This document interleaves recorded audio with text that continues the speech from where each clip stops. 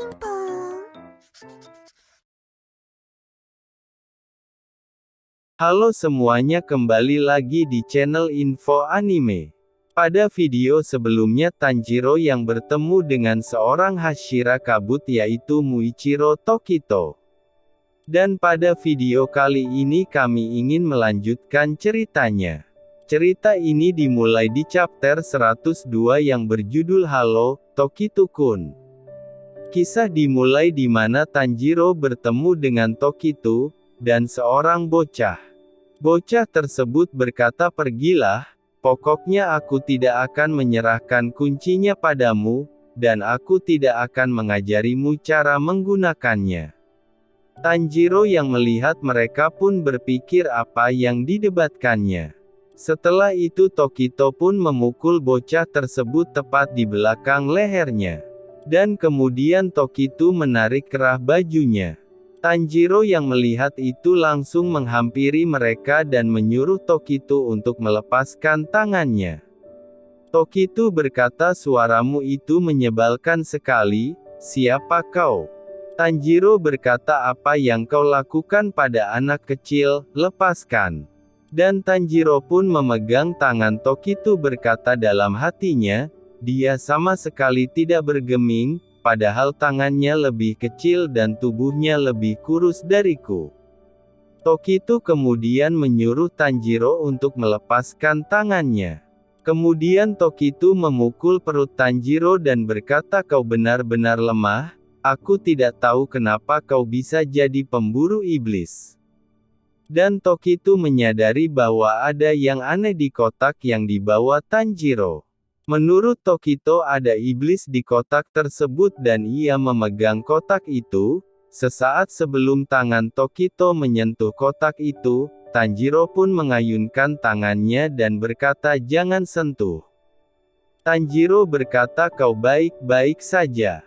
Bocah tersebut berkata, "Menjauhlah dariku, aku tidak akan menyerahkan kunci ini pada siapapun, meskipun kalau aku disiksa, itu sudah hampir rusak."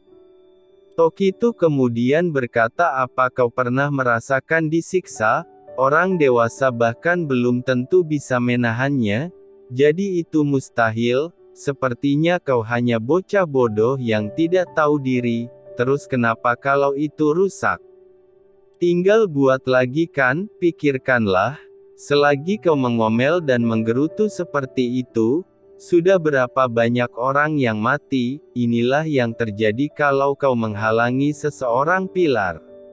Beda dengan kalian, waktu milik pilar itu sangatlah penting, kau akan mengerti kalau kau sedikit menggunakan otakmu, penempa pedang tidak bisa bertarung, tidak bisa menyelamatkan orang. Yang bisa kalian lakukan hanya membuat pedang." Dan Tokito pun mengulurkan tangannya dan berkata, "Cepat, serahkan kuncinya. Sadari posisimu saat bertindak, kau itu bukan bayi tahu." Setelah mendengar perkataan Tokito, Tanjiro langsung memukul tangannya.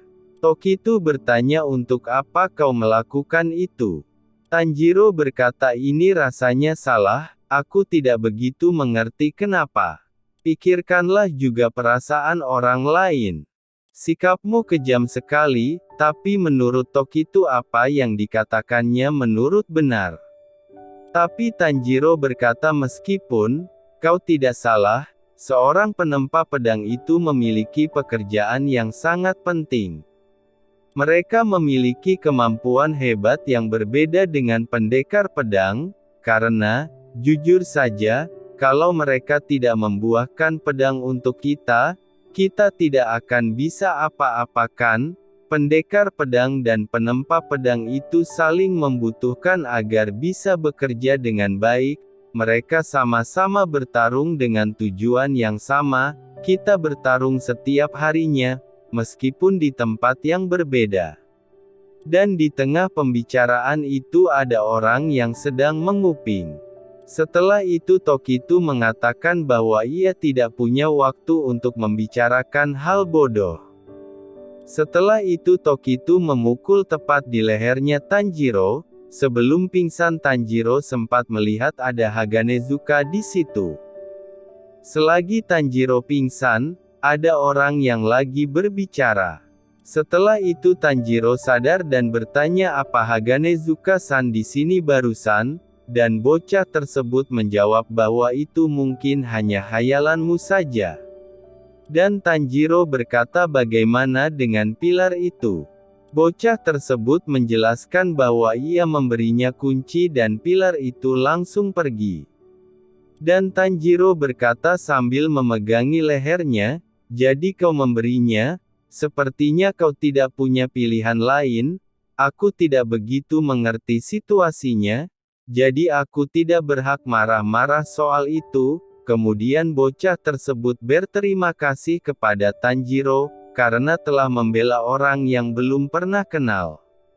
Kemudian Tanjiro bertanya itu kunci apa, dan bocah tersebut menjawabnya itu kunci untuk boneka mekanik, leluhurku yang membuatnya, dan ia memiliki 108 gerakan berbeda, kekuatannya melampaui manusia biasa, jadi itu digunakan sebagai boneka latihan, tapi boneka itu perlahan memburuk dan sebentar lagi rusak. Kemudian ada suara, dan bocah itu mengajak Tanjiro buat mengecek suara tersebut. Ternyata itu suara Tokitu yang sedang latihan dengan boneka mekanik. Boneka mekanik tersebut diberi nama Yorichi Zero Shiki. Dan chapter 102 berakhir sampai sini. Sekarang mari kita lanjutkan ke chapter 103. Chapter 103 diberi judul Yorichi Zero Shiki. Kisah dimulai saat Tanjiro menghampiri Tokitu yang sedang latihan dengan boneka itu. Setelah melihat boneka itu, Tanjiro sempat memikirkan bahwa ia pernah melihat wajah itu. Aku pernah melihatnya di suatu tempat. Dan Tanjiro berkata kenapa tangannya ada 6. Bocah tersebut berkata bahwa boneka itu dibuat dengan meniru seorang pendekar pedang sungguhan. Mereka membuatnya memiliki 6 tangan, agar bisa meniru persis gerakan pendekar pedang itu. Dan Tanjiro berkata jadi siapa pendekar pedang itu? Bocah tersebut menjelaskan bahwa ia tidak tahu detailnya, tapi ia sudah ada sejak zaman Sengoku. Mendengar penjelasan itu, Tanjiro langsung kaget dan mengatakan boneka itu berumur lebih dari 300 tahun, kenapa boneka itu tidak rusak setelah selama itu? Bocah itu berkata cara pembuatannya itu terlalu hebat sampai kami belum bisa mencapai tingkat itu saat ini, jadi kalau boneka itu rusak, kami tidak bisa memperbaikinya lagi. Ayahku tiba-tiba meninggal, dan aku tidak punya saudara, jadi aku yang harus memperbaikinya. Tapi, aku tidak punya bakat untuk memperbaiki pedang atau boneka. Kemudian mereka melihat Tokitu dan mereka sangat kagum karena Tokitu sangat berbakat. Tak lama kemudian ada suara yang mengatakan bahwa Tokitu adalah keturunan dari pengguna napas matahari. Ternyata yang berbicara itu adalah burung gagaknya Tokitu. Dan Tanjiro berkata napas matahari itu adalah napas asli kan? Jadi, dia orang yang hebat ya, tapi dia sama sekali tidak menggunakan napas matahari. Kemudian burung gagak itu langsung menggigit pipi Tanjiro dan menyuruh Tanjiro untuk diam kalau tidak akan dicongkel bola matanya. Dan Tanjiro berkata bahwa ia pernah melihatnya di mimpi itu, mimpi yang waktu itu. Dan gagak itu berkata apa? Kau itu benar-benar bodoh, apa kau pernah datang ke desa ini sebelumnya? Khayalanmu benar-benar membuatku ingin tertawa.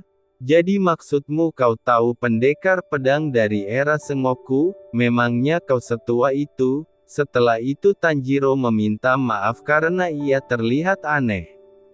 Tapi bocah itu berkata mungkin itu ingatan yang diwariskan. Itu adalah pepatah yang ada di desaku.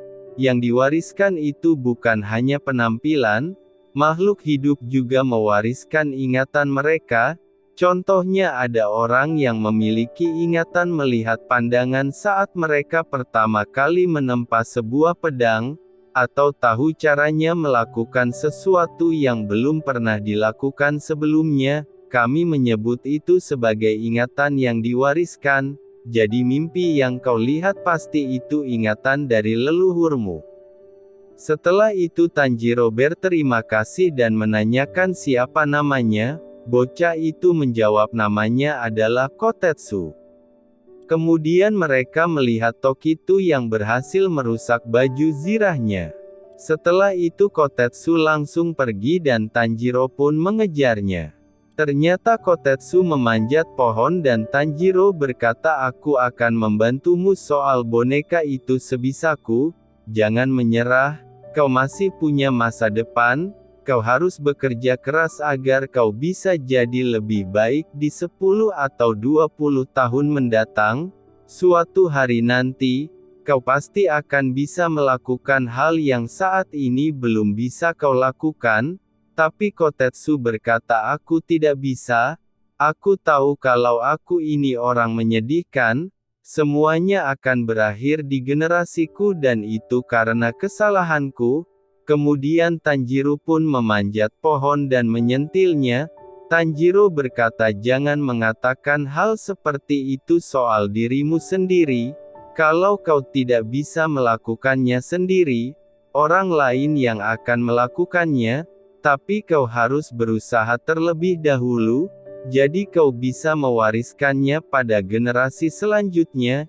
Jadi, meskipun kau tidak bisa melakukannya, anakmu atau mungkin cucumu bisa saja berhasil melakukannya kan? Aku ingin mengalahkan Kibutsuji Muzan sendiri, dan aku ingin menyelamatkan adikku yang diubah menjadi iblis, tapi, aku bisa saja mati tanpa berhasil melakukan itu, tapi aku yakin akan ada seseorang yang berhasil melakukannya untukku.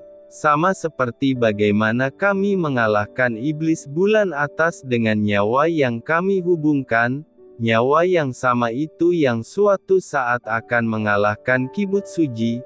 Mari berjuang bersama.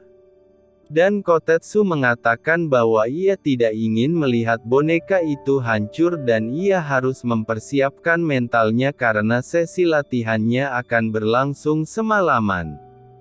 Kemudian Tokitu langsung pergi karena latihannya sudah selesai dan ia berkata bahwa sudah merusak pedangnya dan membawa pedang boneka tersebut. Setelah itu Kotetsu langsung pergi. Dan Tokitu langsung meleparkan pedangnya ke Tanjiro.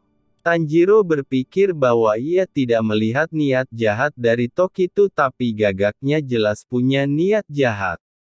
Dan Tanjiro langsung mengejar Kotetsu. Tanjiro pun melihat bahwa boneka itu sudah terkapar dengan keadaan rusak. Tanjiro pun langsung menyemangati Kotetsu bahwa boneka itu pasti bisa bergerak. Setelah itu mereka mendirikan bonekanya. Dan boneka tersebut bisa bergerak. Kemudian Tanjiro disuruh Kotetsu untuk latihan dengan boneka tersebut. Dan ceritanya berakhir sampai di sini. Mungkin sampai sini dulu saja ceritanya. Jika kalian suka jangan lupa klik like dan subscribe agar kami semangat buat melanjutkan cerita Kimetsu no Yaiba.